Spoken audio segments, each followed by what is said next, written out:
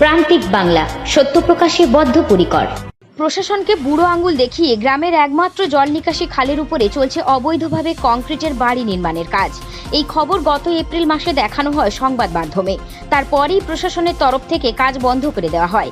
কিন্তু নামখানার মৌসুমী দ্বীপের কুসুমতলা এলাকার এই মুহূর্তে স্থানীয় মানুষের অভিযোগ, আবারও লোকসভা ভোট চলে যেতেই এলাকারই এক অসাধু ব্যক্তি জল নিকাশি খালের উপরে আবারও সেই স্থানে স্থায়ীভাবে কংক্রিটের দোকানঘর তৈরির কাজ শুরু করে দিয়েছে। গ্রামবাসীদের আরও অভিযোগ, এইভাবে চলতে থাকলে গ্রামের একটি মাত্র নিকাশি খাল বন্ধ হয়ে যাবে।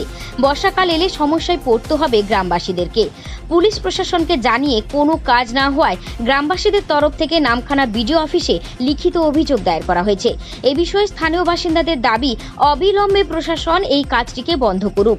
পুলিশ প্রশাসনের তরফে আগেও কাজটিকে বন্ধ করা হয়েছে, কিন্তু কারোর মদতপুষ্ট হয়ে আবারও কাজটি চালু হয়ে যায়। এই বিষয়ে কঠোর ব্যবস্থা গ্রহণ করুক প্রশাসন। পঞ্চায়েতের তরফ থেকেও এই অবৈধ নির্মাণ বন্ধ রাখার কথা বলা হয়েছিল, কিন্তু সেই নির্দেশকে অমান্য করেই চলছে কংক্রিটের নির্মাণ। আদৌ কি প্রশাসন এই অবৈধ নির্মাণ বন্ধ করতে পারবে, সেই প্রশ্ন তুলতে শুরু করেছে কুসুমতলার বাসিন্দারা। যদিও নামখানা ব্লক প্রশাসন ও ফ্রেজারগঞ্জ পুলিশ প্রশাসন কাজটিকে বন্ধ করে দিয়েছে। স্যার, বারবার আমরা তো বলছি কাজ করছে, সেটা হচ্ছে হয়তো কোনো প্রশাসনিক দলের হয়তো সহযোগিতা পেয়ে করছে, না হলে প্রশাসন এসে যদি বন্ধ করে দিয়ে যায় তার উপরে কাজ হয়, সেটা আমাদের স্যার আর বলার মতো কিছু নেই, আমরা সাধারণ মানুষ করতে পারবো না।